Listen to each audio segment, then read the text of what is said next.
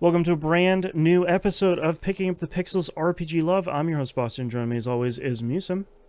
Hello. Apologies, we missed last month's episode. There was just no way we could fit it into our schedule. It's just the reality of it there. Um, Also, quick production note here. Apologies if you hear some booming in the background. We are in live fire artillery test times here in San Diego at Camp Ugh. Pendleton. So you hear some loud boomings. That's what that is. All right, Musum, what have you been playing this last month or two? Well, guess what I finally beat? Oh, okay, Clair Obscura Expedition 33. okay. Um, I did at least all the character side quests, and I kind of just left it at that and didn't really plow beyond that. And finished the game, and I've been trying to think, like I beat it like a month ago, and I've been Mm, trying to come up with what I can comment on the story without spoiling it, mm, and the answer is not much. okay. They have a decision you make at the very end, and that is the only thing that impacts the ending, from what I can tell. Mm, Um, and you are left with two endings that are reading on the internet a little like divisive on interpretation and which one's the moral one. So okay. I think the studio succeeded there. I played through one and then I looked up the other one on Mm, tutorial just to watch it, and um, unfortunately I can't even like give hints about the choice because like I've right. I've said before when we talked about it, this game is constructed to hide really relevant pieces of the story from you. So like every 10 hours or so you have your perception changed on what is going on and why. Yeah, and like you see that a lot with people's reaction to like, oh, the beginning of Act Two, everything changes, or the beginning of Act Three, everything changes, and like people feeling. He just said the word divisive. You know, people feeling very strongly about how they felt like the game's story was continually reframed. It might be the best way of Yeah. saying it as an outsider. Um, and it's interesting to hear that uh, not like unsurety, but the kind of hesitance about the ending kind of continuing into sort of throughout the game. I think that's kind of, as someone who hasn't played very much of it, that I think that sounds pretty interesting. Yeah. It's I think it's absolutely worth it to see the story unfold. Like just put it on easy and play through it, but it is, we've listed a lot of our kind of death by a thousand cuts here, Right. like the local maps being non-existent, on the well, they have a lot of visual diversity between the different dungeons. When you're in the dungeon themselves without a map, it is really easy to get lost. And if you save in a dungeon and come back the next day, like good luck picking the right direction to go, Right. like unless your mind is just more with the game than mine is. But Speaking of oh, difficulty, did you play the whole rest of it on whatever the easiest difficulty is in this one? Was it yes, story? Do you, do yes. you feel like the difficulty there was balanced enough that it felt easy enough the entire way through, or was there kind of a point maybe later in the game where you're like, okay, this is maybe harder than I would expect for a difficulty called story? No, it was for the most part pretty easy. The main pitfalls I fell into is you'll run into these enemies in the overworld that you really should wait till late in the game to play, that I just tried early on to see. Mm-hmm. And because the defense and dodge and jump windows are large enough in easy mode, you can take those enemies out. It just takes a really long time. Like they're like half hour battles type of thing. Okay. And once you're 15 minutes into it, or at least once I was 15 minutes into it, like, man, well, we're doing this. I don't want to do this again. Right. Um, no, I think I think it's relatively easy. I think you could mainline the whole game. They do have a bunch of character side quests, which you don't have a quest log, but thankfully on the overmap they make like areas where there's something to do. Like I feel like it's like a red symbol or cursor or something like that Oh, that they okay. put on them. So it's not like it doesn't yell at you, but like there's a visual distinction. Oh, okay. You just got to figure out where it is. And I think most of the side quest stuff is worth doing. I am incredibly disappointed in Luna's side quest because most of the characters get like a good, like little 20-minute side quest with a dose of story and things like Mm. that. And Luna's is like 5 minutes. Like Oh, bummer. you show up, you fight a boss, and that's it. And it's just like, Hmm. man, Luna's my favorite character in the game. Right. Um, Why'd you have to do her dirty like that? Come on. yeah. Yeah.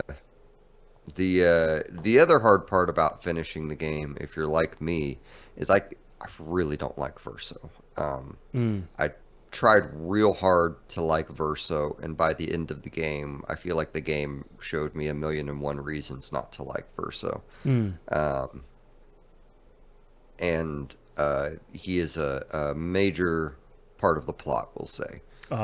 Um, and so I have a lot of nuanced opinions on it. Like if you ever get an itch and want to beat the game and then have a recorded discussion or even offline discussion, I'm Mm. down.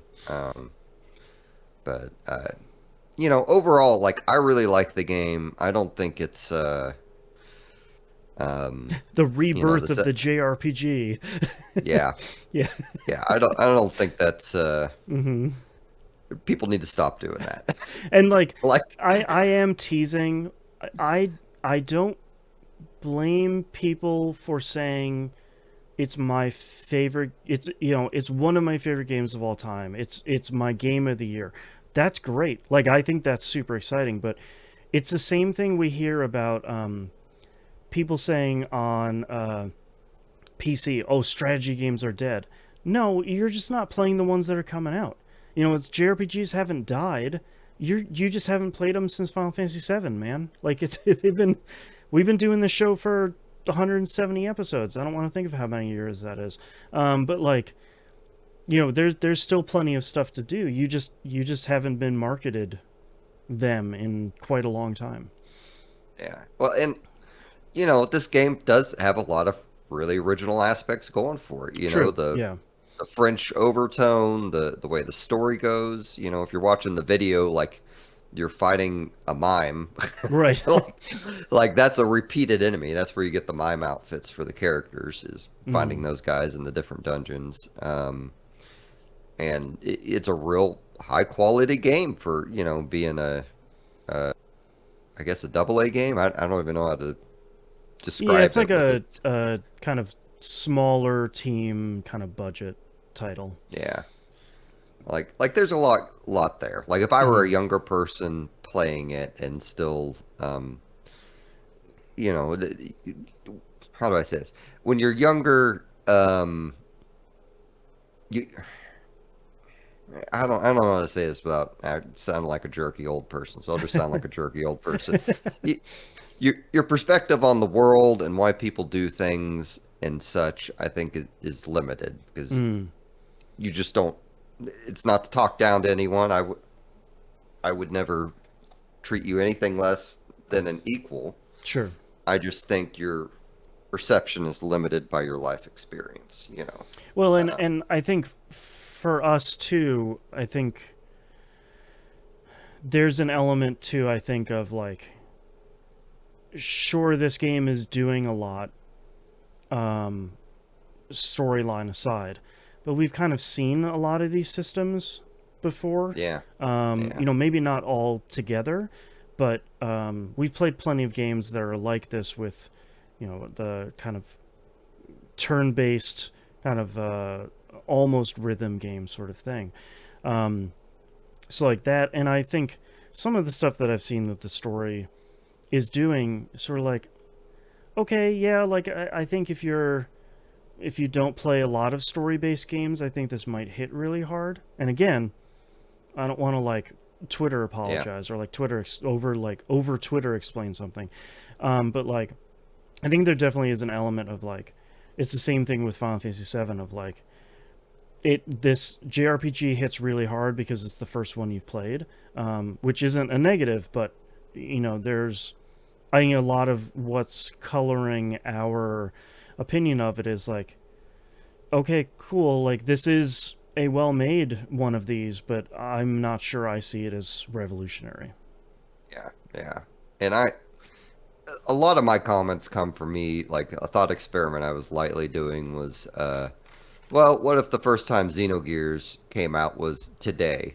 Hmm. Like, and Absolutely. people were digesting that story. Like, Right. what parts of that story would be a trope, but like, would it blow a young person's mind or not? Right. Like, or would me being the age I am and playing the game for the first time at this age, would I just think this is really corny? Yeah, like, Like, oh, you're gonna go fight God again, huh? Mm-hmm. Sure. yeah, Yep. yeah, real deep here. Yeah, exactly. Yep. It's a good uh, point. so so I don't know. I think it's an enjoyable game. I we've talked to death about our issues with Yeah. the gameplay, and I think it's acceptable on easy. I think a lot of the building your characters to kind of feed off each other's fun. I think I think that system is very cool, especially like when you yeah, find a good to give credit where it's due. When you get a group together that you can build your kind of skills and all the abilities and get them all to synergize where it's like, all right, I'm gonna have this character do this stuff that's gonna hit the enemy with fire, and then this other character gets way stronger when the enemy's on fire already, and this character's just, and like getting that synergy down genuinely does feel really good. And it's almost, we talk about this a lot, Moon and I do on We Rogue Like It, weroguelikeit.com, where we talk about like the game letting you break it and how that feels really good of like you almost feel like you're getting away with something. And when a good party synergy happens and you're just like, all right, I got this perfect turn one, I got this perfect setup, turn two, I destroy this enemy, like that feels really really good. yeah, and I'll tell you, I like this game enough that if they make another Clair Obscura of some sort, like I would probably, I don't know that I'm going to pay full price for it, but I'm going to play it. Yeah, yeah. So okay, moving on. So I played a bunch of games for a very short amount of time. So have Okay. fun finding these videos, Boston. Lightning round, let's do it. I so I played a tiny bit of Tactical Breach Wizards. Hmm. Played maybe 2 or 3 missions. I was really looking for something to use a little less brain power, but it is. I am starting to worry about that game in that a lot of the turn-based games where they feel like every 5 or 6 levels they have to introduce a new mechanic. Yeah. Um, those can really not be great by the end, and that is the current fear I have for this game. Like you're gonna be juggling too many mechanics by the next chapter. Yes, Gotcha. yes. Like, I got the doctor guy now, and they've been, or girl, I can't remember what they are. Um, and they have, so it's, if you are not familiar with the game, we talked about this on a TVGP Game Club, and I Hmm. don't think this may have been the only one where none of us beat it. I can't remember I if Moon think I beat it or think not. Moon did, or he was like in the middle of the last mission. Okay. Um, and I really like this game quite a bit, but again, like mechanic overload can be a thing, especially when a lot of the missions have these subquests, which you don't have to do. They're just for Hmm. uh, costumes, but it feels good to do them. They're right there. They're in front of your face. Yeah. Well, and it also gets complicated too because each of the characters, when the kind of like the not necromancer doctor lady joins your group, and like she has a whole set of different abilities on top of the time traveling ability you have, and like the foresight ability you have, and like it's okay that they keep introducing more abilities, but like you're right, like there's always a concern. We played enough of these games. There's always a concern of like, okay, is this going to be the party member that I get in my group? And now I'm just juggling, like I'm spinning 20 plates at the same time, and it's not fun Yeah. anymore. And I'm just like trying to get through the missions. It is approaching option overload. I think I just Yeah. got her third ability or something like that. And I'm not even going to remember them all because she has the resuscitate one, she has a bouncing skull one, Right. and then she has a potion that can make enemies more susceptible to being pushed. Mm. Um, I feel like I just got another one, but maybe that's wrong. It's been a couple weeks. But I don't know. I'm gonna keep plodding along on this. I've just been when I sit down to play a game, I'm so exhausted. Like Right. the brain power just isn't there. Right. So the next game on my quest to find something to do after declaring I'm done with the Mana series, I downloaded the Trials of Mana HD remake because it's on Game Pass. Mm. And honestly, I was just curious. And so far, I think this one is much more playable than the original. So I'm sorry, I'm not going to tell you where I live to come kill me. Um, Well, I mean, that's the hope of doing like a remake or a remaster like this, is kind of like not overly modernize it, but kind of, especially because I think the original of this was Seiken Densetsu 3 on the Super yeah, Famicom, right?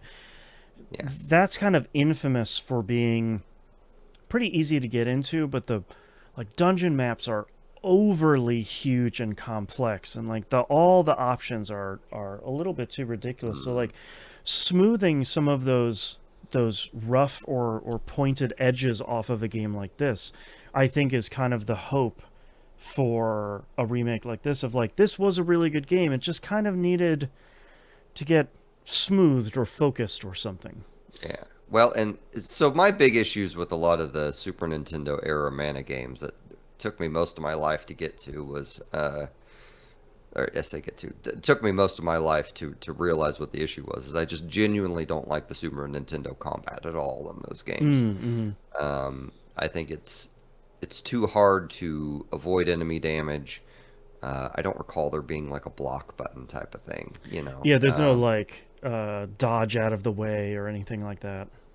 Yeah, Right. and they very much fixed the combat for me in this remake. Like I really, and it's easy enough that my brain dead, exhausted self can play it. So Right.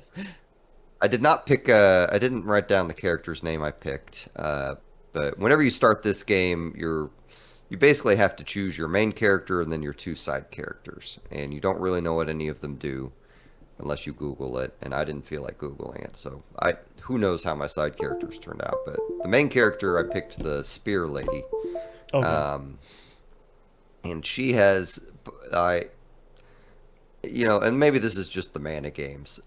Just one of the Okay, you know what? Before I insult it, I'm gonna tell you the story beats of her opening quest. Okay. So you're a princess. You have a little brother. You live in this castle village that is protected by a I can't remember. It's like a some sort of force field type thing, right? Mm-hmm. Um, and you are tasked with finding your little brother. And you wander around all over the castle and can't find it. Turns out he has wandered into the sewers. And he Naturally. is in the sewers with two bad guys he doesn't realize are bad guys Mm. who want him to turn off the shield because he's been told never to do that. And he just so happens to have the only key to the shield. So he unlocks the shield. Then the sister shows up and goes, "What have you done?" And you're Right. the sister. Yep. And then the bad guys are like, "We're already invading. I bet we've already killed your king." And then the Mm-hmm. sister goes, "Oh no, I have to go save the king." And then you leave your little brother with the two guys. Of course. And of course, he gets abducted. And Naturally. now, everyone's dead, and you have to go find your little brother. And so that's your quest. Okay. So, um, a lot of things that could have been avoided. I Sure. think Sure. A real JRPG story here. Yep. the security for this castle and town is That's a right. little mismanaged. Why are we Uh, giving the like magical defense key to a small child? Yep, I got a lot of yeah, questions here. yeah. But once you get past, and it's all text, and the other part is like the characters. I am assuming they kept the original dialogue, right? There's no voice acting, so you just Mm. get these bubbles. So you have this, pretty decent looking animation of the daughter finding the king and saying, like he's dying, and you're saying, "Oh no, it's so terrible. They've taken your son, whatever his name was." Hmm. And then the king talks and goes, "Oh, I'm dying. Oh, and I haven't seen my son. I hope he's all right." Like he didn't. You didn't hear her? Right. There's no What? like. Yeah. You Uh, guys just talk to the air in front of each other, and that's right. okay, That's right. whatever. Um, but it's a. I think they did the maps real well. I like that you're never in doubt of where to go. Like there's a star, kind of thing. That's good. And it's fun to explore. It's a game I might go back with too. Hmm. Maybe, I don't know. We'll see. I haven't been playing a lot lately, but um, an initial impression, I kind of like it. Incredibly stupid story aside. Right. Um, so then continuing on, I downloaded Visions of Mana. Oh, okay. Um, and I have possibly similar feelings. Okay. What now? Which one is uh, Visions of Mana? I don't this is the new remember. one. Oh, right, because they made a brand new one after like 20 something years. I Yeah. forgot So about that. I didn't watch the trailer. I just noticed it on Game Pass and downloaded it. And you start off playing a character that is not the main character, Hmm. uh, and they go away after a little bit, and then you become the main character. So the idea behind this world is you have a bunch of villages who have to sacrifice one person to the mana tree every, I don't know, year, season, decade. I'm not really sure what the time measurement is there, but Okay. um, and they make it like they don't use the word sacrifice. You're an alm, and you're Hmm. going to give your soul to the mana tree, and they make it very like nice looking. Right. The initial character you start out playing is in love with one of the alms and doesn't want them to be sacrificed, kind of thing. Ah, okay. So then the new main character couldn't ever dream of not delivering the alm to the tree, uh, Naturally. like to a ridiculous point. Like I'm really wondering what this game has to say Right. about duty and humanity. But maybe I shouldn't mock it for that. But gameplay wise, it's kind of neat. It's still kind of it's pretty slow to introduce the mechanics. Like I'm only a few hours in. I don't even think I have another party member yet. I think the only so like the alm like so you're the I'm not gonna remember his name, but the main guy in red here running around on the screen if you're watching the video, and the I think the blonde behind him is the alm, Okay. and she is just a healer that you can't control or do anything with. She doesn't have any stats or trees or anything. Oh, okay. So the hardest part about this game for me is I played it immediately after Trials of Mana, and mechanically they are very similar, but they Mm. have different leveling styles. Ah, okay. Whereas Trials of Mana has ah crap, I should have written it down. I'm pretty sure Trials of Mana has a skill tree of some sort that you're kind of funneling experience into as you level up, and so far this doesn't. Um, Hmm. you you kind of find things in whatever elemental realm you are, and that can give you uh, I don't know, like the only one I have is Fireball, right? Like I'm from the fireplace, I got a Fireball. Hmm. I'm in the Wind realm. It's still letting me use the fireball, although it gave me a message that said you're restricted to use your certain abilities in certain areas, and they only level up due to the plot. So I'm real unclear as to what's going on there, and Interesting. kind of RPG part. So like Hmm. on the video right now, he's wandering around in the basically the first non-starter area, or maybe it's the starter area part two, but the Wind Realm, I'm pretty sure. Um, well, maybe I'm wrong. I don't. It's been a couple weeks, folks. I'm sorry. I'm not the best reporter here. Um, like I am interested in the game. Hmm. I did attack a group of enemies that turned out to be like 20 levels higher than me Oh and wow. die. And then it started me at the beginning of the area. So I lost probably a half hour of progress or Hmm. something. That's So frustrating. that is, yes, that immediately made me put it down. Yeah. um, but it is a game I'm interested in. I think they very much. I mean, at the end of the day, the Mana games probably are kind of little kid games. So I'm probably being a little bit too mean about the story elements. Well, I think they. I have always wished that the Mana games could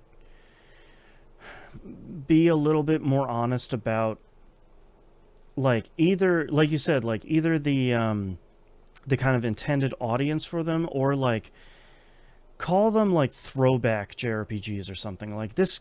You're not in here for the story. You're in this for Yeah. like, I'm going to avenge the king and I'm the fated hero. My father's sword is the sword of legend. You know, it's like it's all of, you're just Yeah. checking every single box. And like if you're looking for something like that, a game like this is probably going to be like, yep, this is a warm blanket. I'm super excited to just slash some rabbites again for 30 hours and, you know, avenge the king with my hero's sword. But if you're looking for like the completely redone, all original story that is really going to pull the heartstrings, the Mana games aren't really going to be that. And that's fine, but, you know, I have always kind of wished that, I think this is a Square Enix game. I always wish that Square Enix would be like, this is a good starter RPG or a kind of basic hack and slash or a throwback or something like that. Yeah. Yeah. And I don't. To be clear, I was not expecting like a huge level of depth from the Mana games. Hmm. I think like really my hope for these, if I keep playing them, is that they have enough of a RPG system in there that's it's fun. Like I like Right. the choosing skills and loadouts or equipment loadouts or something. Like I want the right amount of menu management, Yeah. basically. Like my favorite Mana game is Legend of Mana for the PlayStation 1, and that was like, there's very little story and the gameplay gets like to an okay depth, but that one had the one where you're building the world back up with the individual tiles, and like tiles interact with each other depending on what they're next to and what they aren't next to and stuff like that. So like that had that kind of fun, um, like world building sort of mechanic, and that was the depth there. So I'm hoping that one of these will have some level of depth like that, of like, oh well, here this one has a wild skill tree, or this one you're to have 7 people in your party or something like that. You know, you kind of hope yeah, that there's yeah, something going on. yeah. Well, I'll find out if I ever play it. There you go. Let's see. Okay, I got two more Okay. quick ones. So I booted up Wantless. I don't. I should have written down the. Solace at World's End. That's it. There we go. That's the one. Um, and played a couple missions there. Wantless is the one I talked about. I think earlier this year. It might have been last year. Yeah. But it's a tactics game. It advertises itself as its missions being only 10 or 15 minutes. That was not true for Okay. my my booting it up again. But you're basically a doctor who's going inside people's psyches to remove their wants to make them happier. Um, and it has a high degree of customization, and this one took me a minute to get my bearings in as to what I was doing. Mm. So, like in Wantless, you have a bunch of different locations you go to, and each location has a different array of patients you can take on, and each location has some reoccurring patients that are all kind of unique and high level that you get special things for beating. Um, and for some reason, I decided it was a good idea to go to a low level place and then take on one of the special patients. Okay. Um, and the special patients are always ridiculously hard. So I lost that one because I could not remember what the heck I was doing. Because it's Mm. a lot of your, like as you take a turn, you have an AP stat. And if you go to 0, you take a penalty if you use all your AP. But a lot of your skills will regenerate AP depending on how you've crafted your skills. So like I have uh, I can't remember. One of my skills, if you kill an enemy, then you get AP back. Mm. Um, you get, I think you can make it so that you get AP if you, inflict certain statuses on enemies and stuff. Oh, But okay. I went and did another mission in an easier place just to try and remember how the heck the mechanics worked. And this game is still quite a bit of fun. Uh, from what I remember, what got me burnt out was just there's so much of this game. Like it doesn't like there's no. I already feel like my character's pretty high level, and there's no end in sight. And Mm-hmm.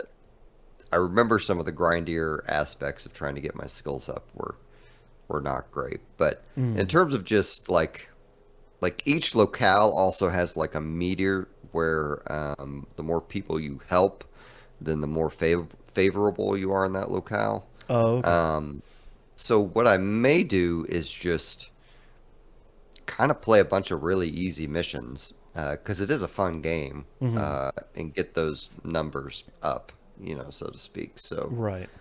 um, but I kind of just played that game for an hour and moved on, and then did what I probably should have been doing the entire time, which was play Vampire Survivors. Oh, Um, yeah. so there were two adventures in Vampire Survivors that I hadn't completed, so I went ahead and completed them. One is called To End an Ice Age. Um, I highly, highly recommend you play uh, next time anyone boots up Vampire Survivors to do To End an Ice Age because of the stuff you get from it. Um, it also has some fun comedy stuff because like they have a level with a bunch of chickens, and chickens are the only enemy. Okay. That's Um, really good. they and they play with some of the quest results and that and figuring that out. But the abilities you get is the main one to get is you get a fast forward button in level. It's just a arrow in the top right corner of your screen, and you can fast forward it up to twice to increase the level speed. Oh, wow. Um, Okay. so it's like the hyper setting, but better because Right. if you ever get it over your head, you can slow it back down. If you're just grinding for one particular quest, then you can just speed it up and you can use it everywhere. And to end an ice age is a very short adventure. Like I think there's only I don't know 3 or 4 maps to it, and most of the time you only have to play to I think 20 minutes to complete most of the quests Oh, at that's not bad most. at all.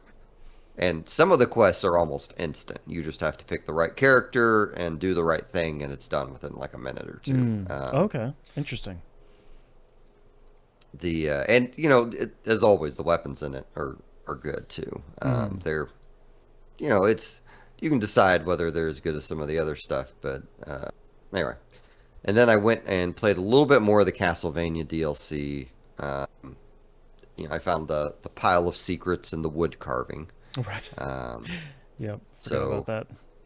I'm at least going to play the game one more time in the coming weeks because I've now unlocked the merchant, and I am deathly curious as to what he is like. Mm-hmm. Uh, he cost an absolute fortune to unlock. I think he was something like 700 or 800,000 in Oh, my game jeez. to, yeah. Like I had to. reset my power ups and just, well, I don't need all these seals, so we'll just get rid of some of those. Hmm. Uh, but there. So that is all I have played. How All about you, right. Boston? I actually, it's funny because until you mentioned the Vampire Survivors, I kind of forgot that we talk about uh, Bullet Heavens here on the show Oh yeah, yeah. occasionally. So I forgot that I've been playing a ton of Deep Rock Galactic Survivor. Um, Ooh. and this came out in 1.0 here, I think it was just a couple of weeks ago. Um, and it is your kind of traditional Bullet Heaven game.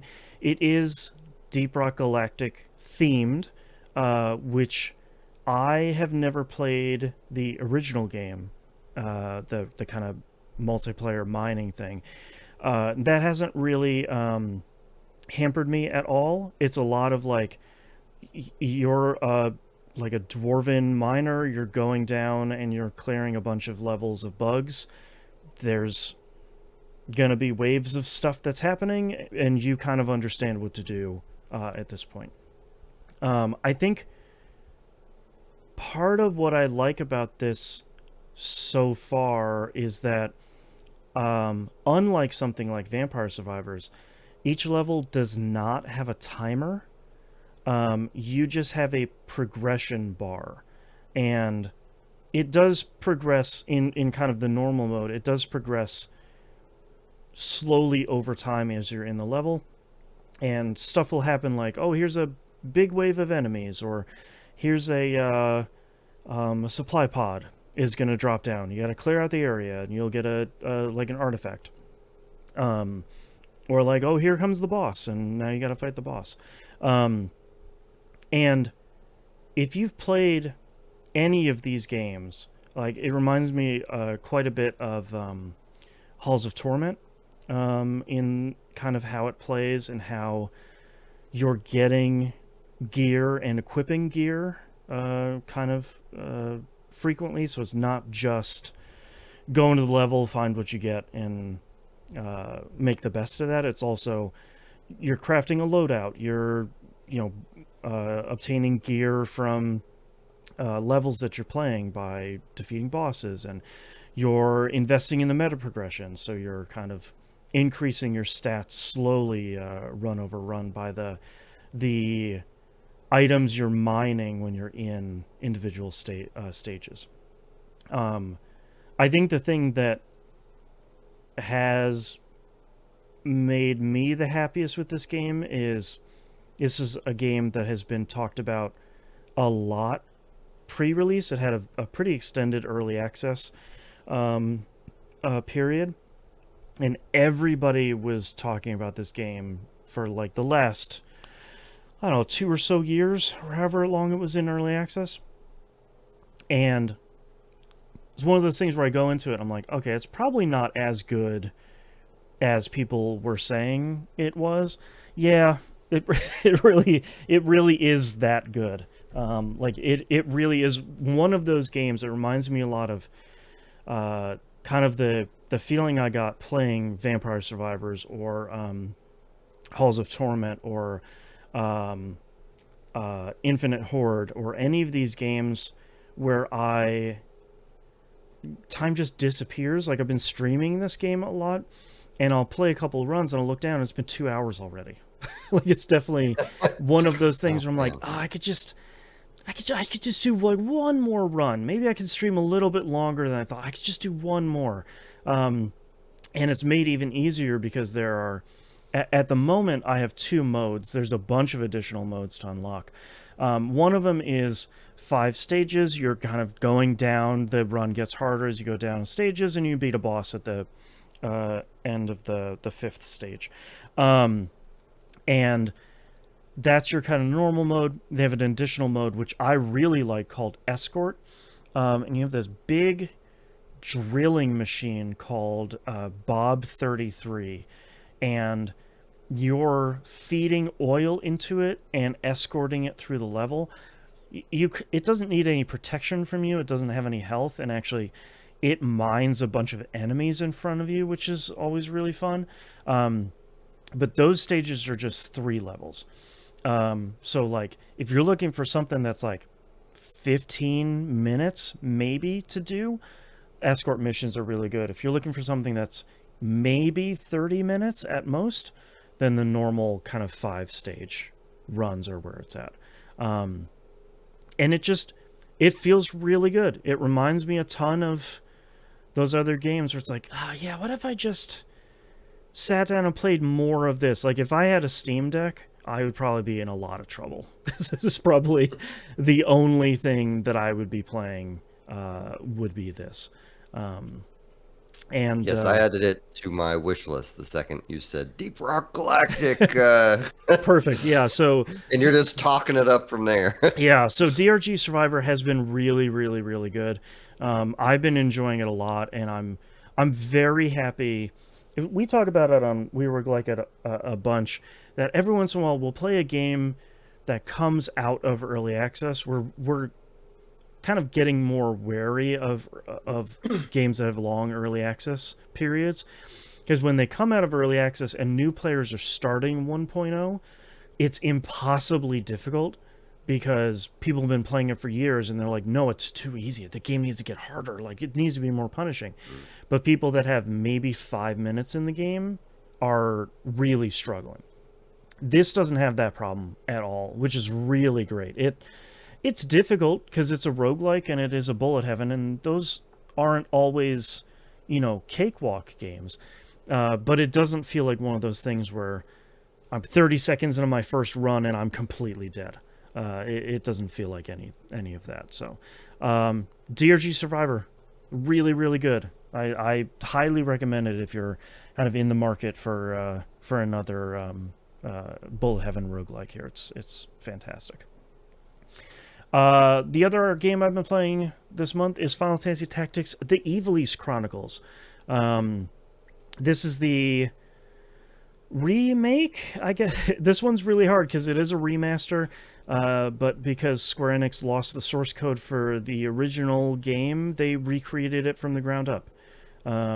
Which people are like, how could you lose the source?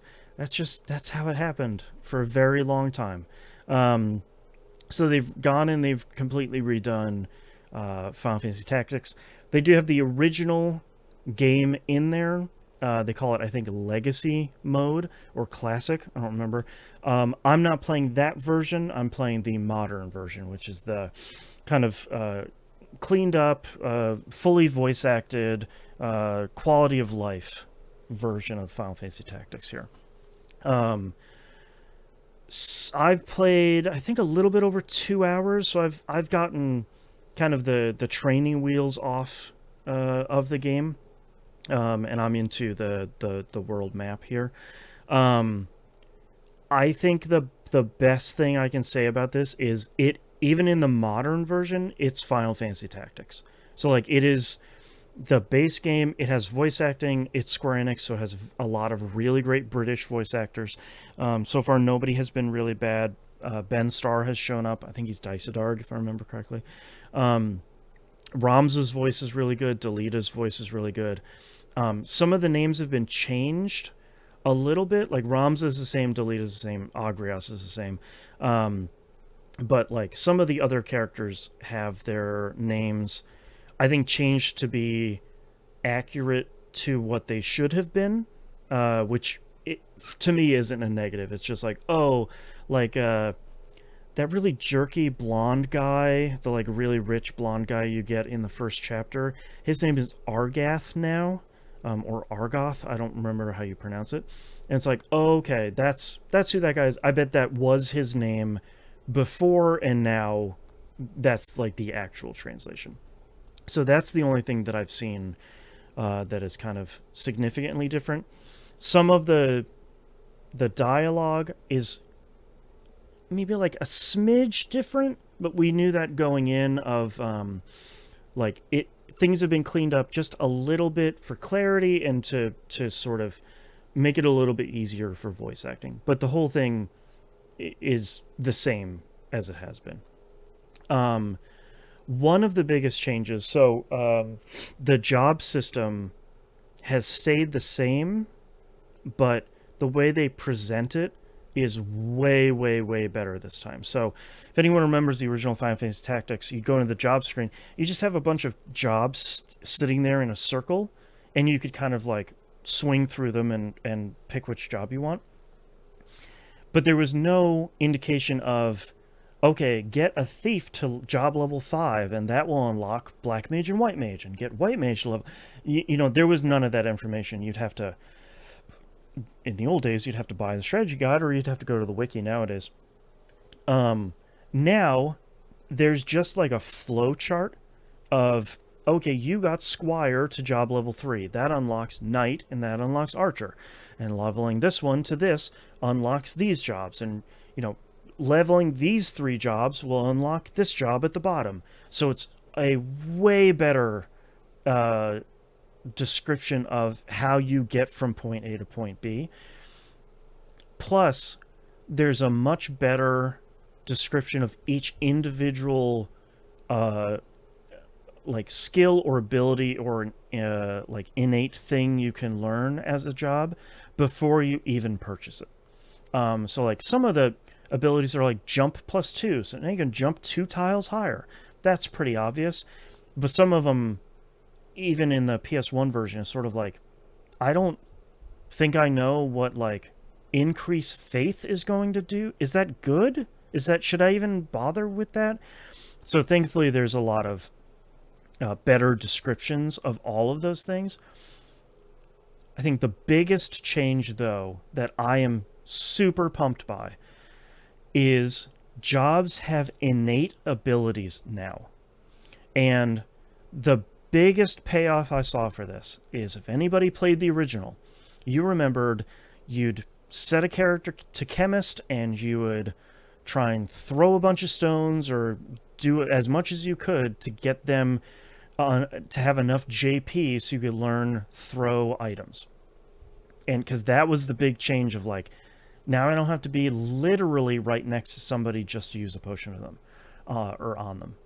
Now, chemists start with throw items as an innate starting ability.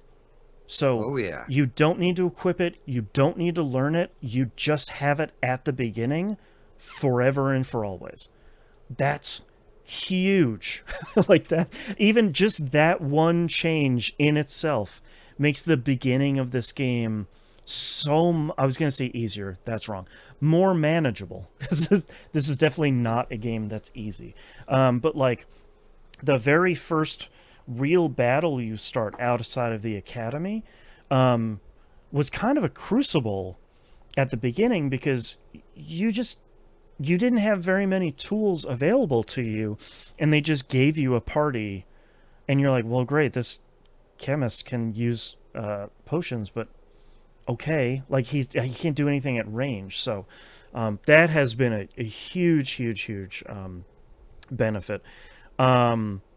You can save loadouts for characters. It's way easier to change jobs. It's way easier to try on equipment in towns now and then purchase and equip them on characters. There are no more random battles, which I thought I was going to feel strongly about.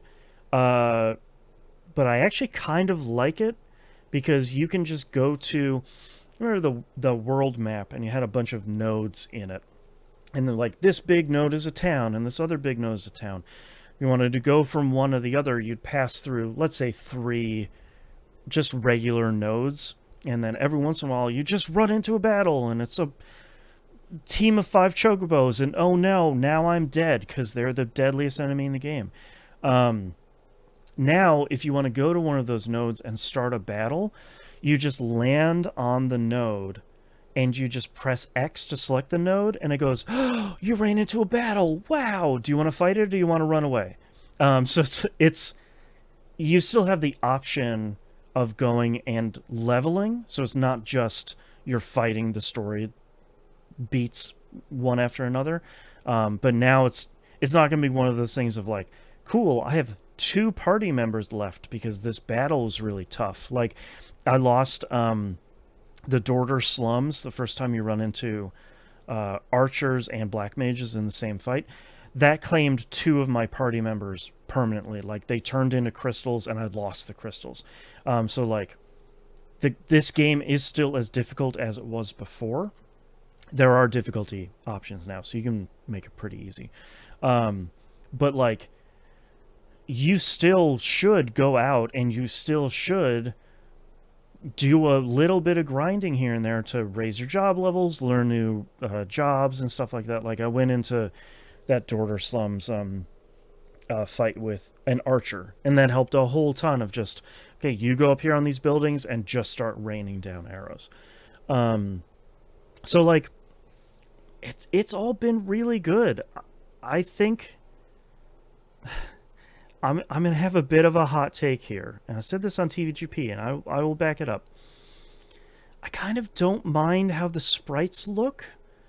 That was my kind of concern going into this game, was they redid the sprites, and there's some like sprite filtering and like dithering and some sort of stuff.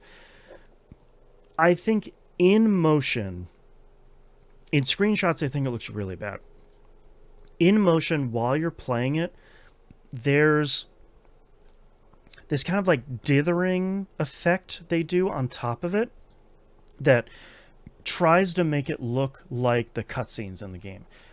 In the like PSP and later versions, the PSP and the mobile versions,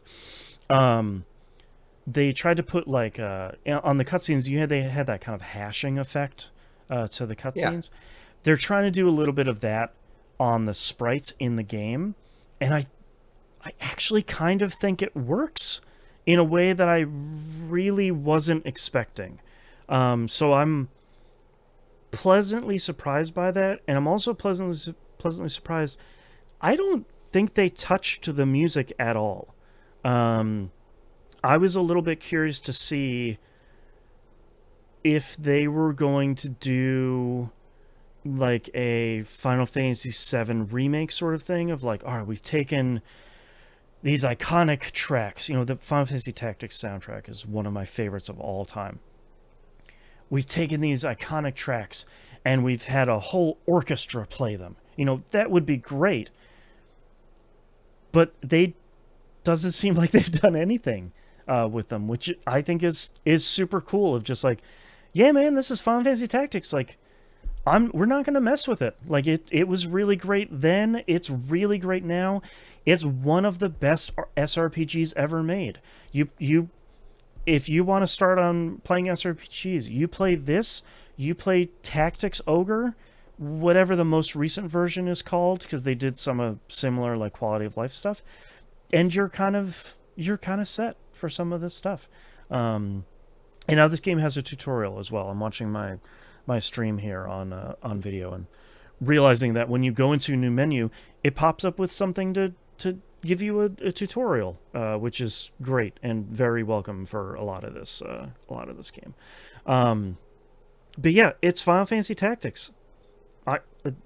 That's great. They didn't mess with it. Like, they didn't do anything to it other than make it playable on modern consoles, which is really great, and kind of give it like a slightly new coat of paint, but not a ton. It's not like an HD 2D. It's not full 3D. It's not 4K 60 FPS or anything like that. It's just Final Fantasy Tactics, but now you can play it, and I think that's really cool. So if you haven't played Tactics yet, you should. It's incredible. All those enhancements sound great. Like the innate skills on the classes sounds like it would at least reduce your grinding in that game if you want to get kind of everything by at least like 10%. Like, well, especially like with the chemist, it's like everybody who plays chemist is going to equip throw items, because if you don't use that, it's not nearly as useful. It is a skill that everybody is going to use, So instead of having everybody take one of the skill slots using something that's required, let's just give it to them for free and have the job be useful at the very beginning. And I kind of appreciate that approach to the game of, we're going to make this game a lot easier to get into. Like, it's still not it's not an easy game, but it's something that's at least a little bit more approachable to get started with, which I really appreciate, because this game is just outstanding. So getting more people into it and getting more people into it more easily, I think is something that's really great. So that's Final Fantasy Tactics Ivalice Chronicles. Go check it out. Okay, let's do releases for October here real quick before we're going to go. We're going to start off with Disgaea 7 Complete, out now for the Switch 2. This doesn't have any new features above Disgaea 7 Complete from before. So it's Disgaea 7. It has all the DLC on it as well. It seems like it runs a little bit better on Switch 2 beyond the Switch 1, which I guess isn't too terribly surprising. But there's nothing like, oh, it's a Switch 2 exclusive mode or enhancement or something like that. Doesn't seem like that has anything at all. So it's just Disgaea 7 Complete. Now it has a native Switch 2 version.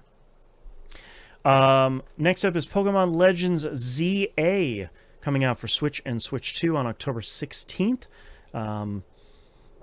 It's a Pokemon game, so I probably don't need to tell you this, but maybe don't play it on the original Switch if you have an option, because the last couple of games have not run super well. But this is a Pokemon Legends game, so it's the kind of like Arceus sort of thing, where they're not mainline Pokemon games. They are a little bit different. The big thing here in ZA is it's not a turn-based RPG anymore. It is a small arena, sort of 3D battling action RPG, where you and your Pokemon are fighting other Pokemon, and you have a bunch of skills that are on cooldown, and you're using the skills when they're off cooldown. It's not like a turn-based sort of thing. So that's really interesting. I was curious to see how this was going to go, how it was going to be received. Reviews are starting to come out for this, and they have been glowing so far, which I think is really cool, because I was a little bit curious to see how people were going to receive a game like this being pretty different from a mainline Pokemon game, but I think the expectations for a Legends game has been it's going to be different from the other games. So that seems to have done pretty well. So that's coming out here on the 16th. Next up, Vampire the Masquerade Bloodlines 2 comes out PS5, Series consoles, and PC on the 21st.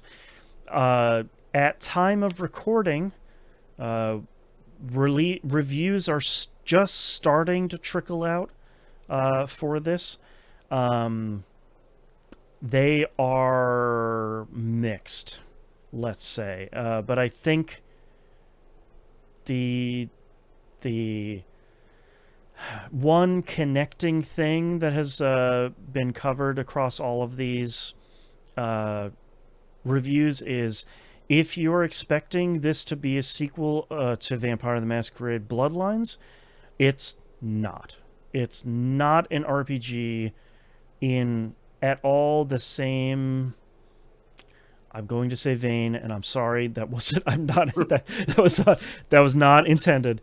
But like, it's really not the same game at all. If you're looking for something that is a sequel to that, this is like an action, this is like a first person action RPG. It is not a like story focused exploration sort of thing. So it has it has the same sort of classes and terms and stuff as the first one, but I think that's about as far as the similarities go. So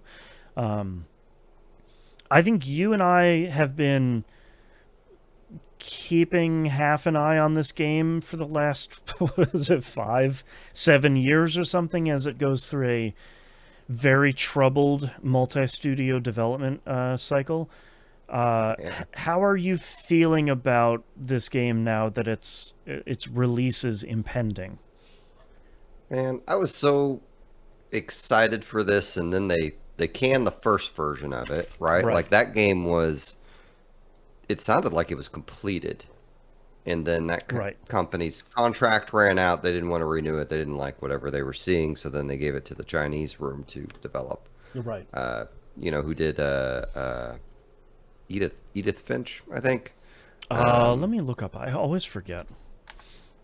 I mean, they did one of those like really critically acclaimed indie type games, and I've read 3 or 4 reviews of this, and I'm pretty sure I played the weird little demo, which really made me pause, honestly. And yeah, I think everything you said is accurate to what I know. Like Oh, I they was made originally going to buy Dear this. Esther. Oh, that was it. Dear Dear Esther, Esther. Still Wakes the Deep, Everybody's Gone to the Rapture, and Amnesia: A Machine for Pigs.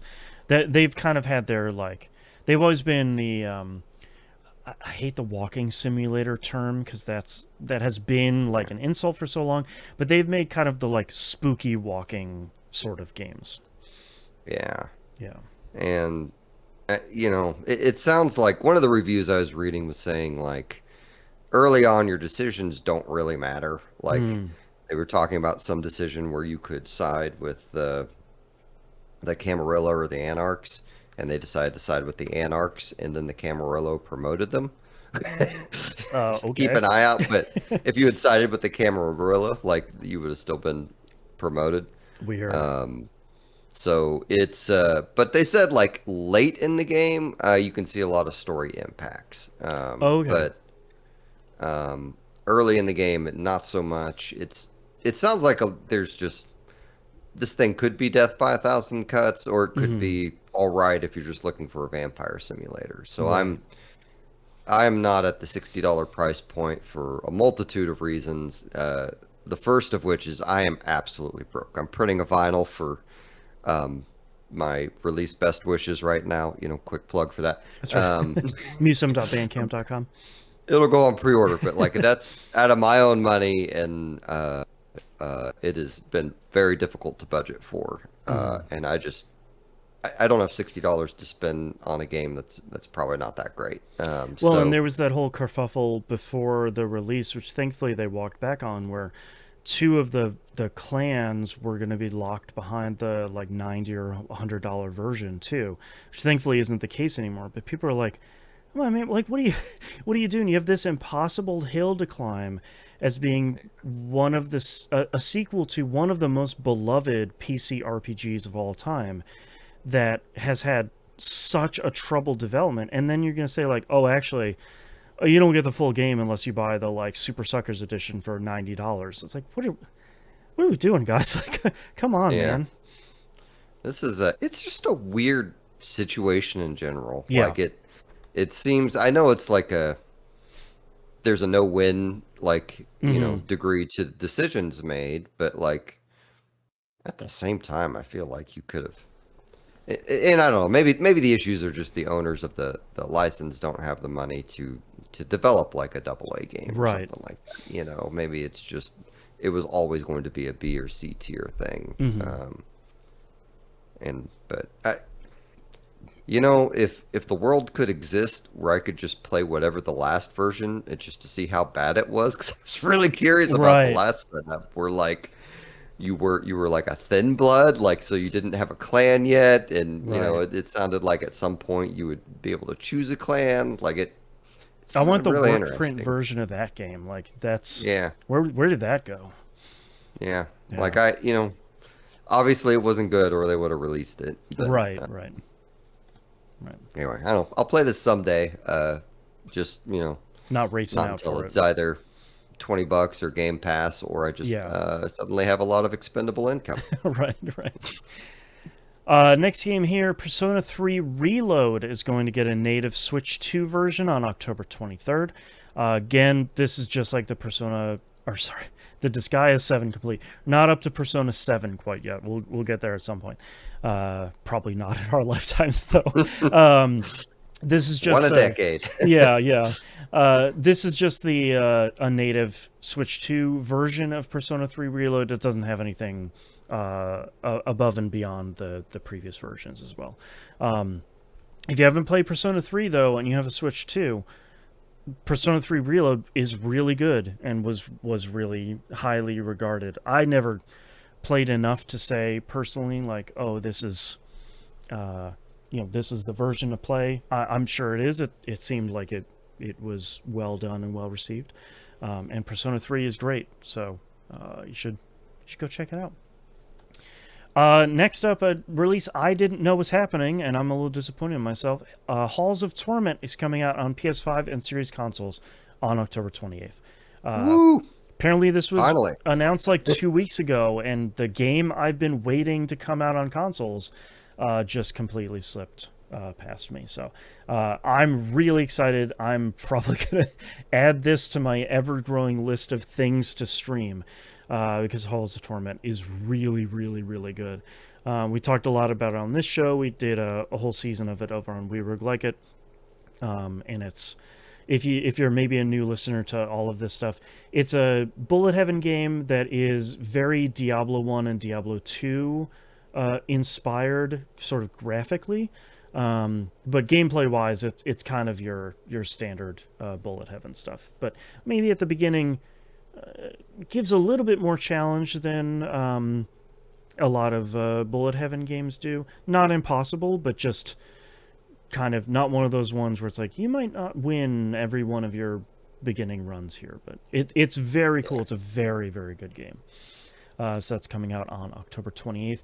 Most likely, I think the thing that I'm seeing from a lot of places are like, it's probably gonna come out at that point. There is a free demo on both of those consoles, and they said that progression and trophies and achievements will carry over to the full version if you just want to get a taste of it. I think it's called Halls of Torment Prologue or Prelude, something like that. So you can check that out now if you want to get like a free taste of it.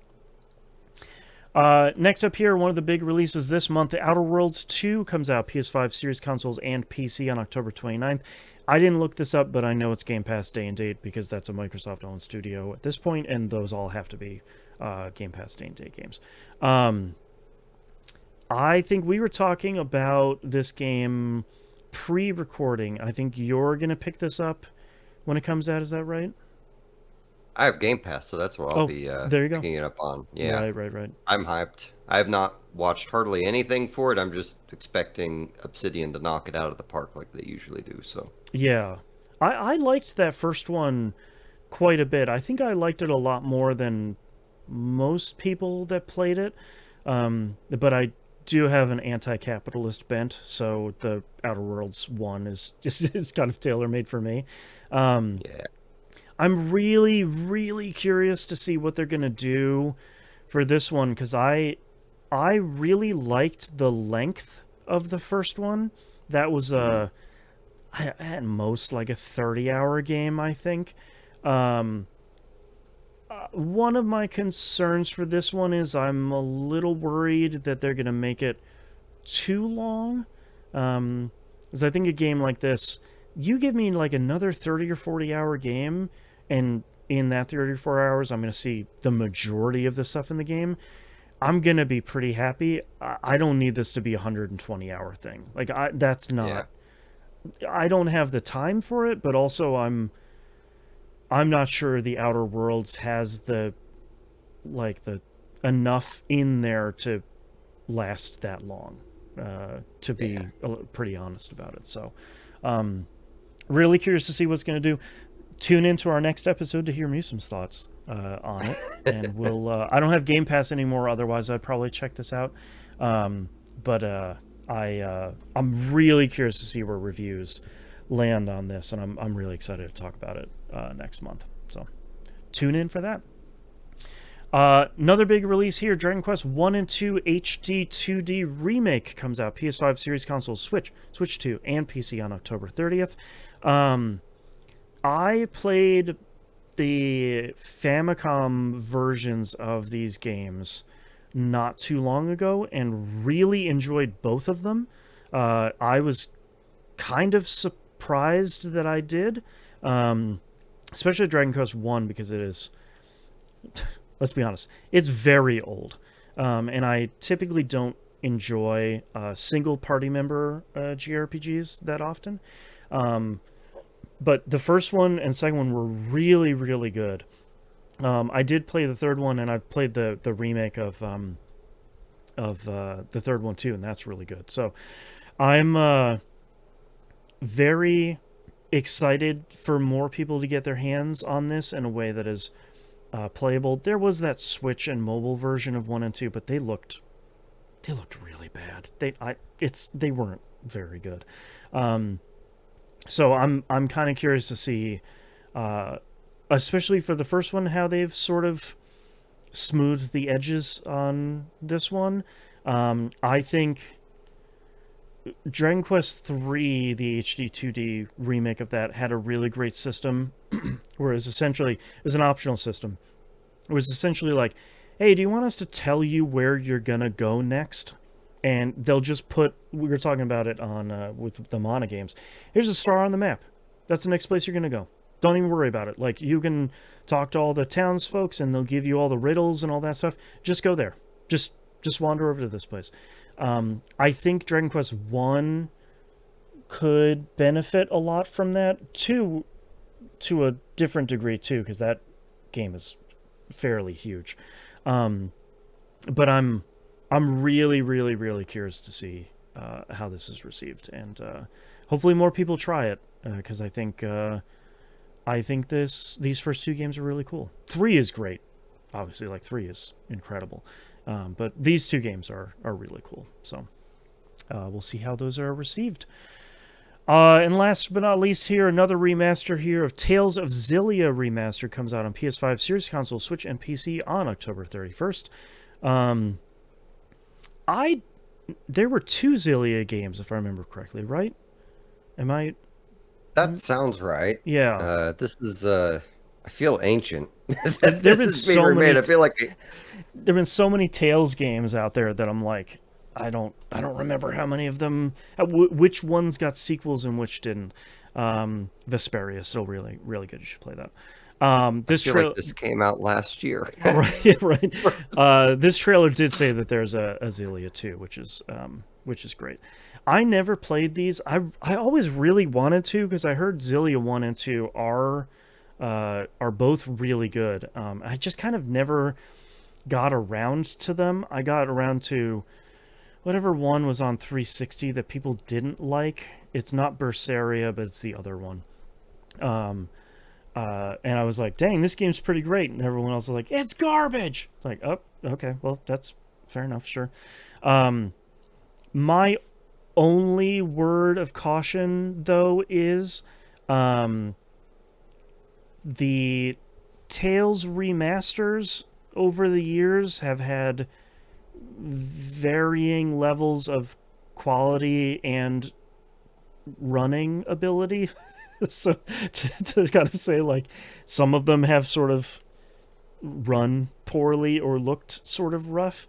So if you're not the hardest of hardcore Tales fan, maybe look out for some benchmark videos or some reviews on this one, just to see, like, hey man, does it run higher than 15 frames per second? Does this thing actually function? Did they kind of mess up the whole thing?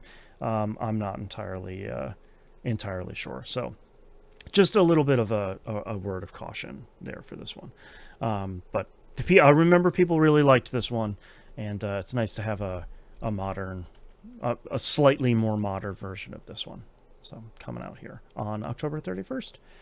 All right, that's all of our releases for this month. which means that's the end of our episode. Thank you so much, everyone, for listening. Everywhere to find and follow us, right hand side of the page on probably just tvgp.tv. The actual website is broken right now because of a hosting issue. So tvgp.tv is probably where you're listening to this anyway, because it's on the main feed over there. e1m1.cash. This is a listener-supported show. If you'd like to support us, $5 a month is a recommended tier. You get early access, exclusive episodes, and a whole bunch of cool stuff over there. Musum, we already did your plug, but let's do it again. Where can we find you online? You can find me at my Linktree, linktr.ee/musim, and I will be opening up pre-orders for my release Best Wishes. It's primarily a remix release of the song Wish, but the remixes are all very varied. In fact, vocabulary escapes me, in style, and I think everyone did a killer job, so I've put it on vinyl. I have the test pressings right now. I anticipate I will be opening pre-orders in the next week or two, once I confirm whenever, like a good, once I have an idea of when the window I'm going to receive the vinyls are, and I intend on selling it for $30. It'll be sold at a loss. I have a good day job. I kind of was just looking at the numbers. I'm like, I just want to do this. So, Yeah, I want to have a vinyl release because it's cool. yes. Yeah. Yes. Yeah. But anyway, keep an eye on my Linktree and those places for that news. And if you're curious about the release, it's already on streaming. So check it out. Yeah. You can find my stuff, campsite.bio/Jansten, JANSTEN. I have been streaming for the last now almost 2 months, daily, 9 a.m. Pacific, over at twitch.tv/JanstonPlays. I am a very chill streamer. It's very much the same energy as this show. So if you're looking for someone to watch that's not streaming and blowing out their mic for 3 hours at a time, and who has a very, very cool community, please go hang out over there and go follow and whatever, and I'll let you know whenever I go live. It's 9 a.m. Pacific every weekday. I stream for 3 hours a day at a minimum.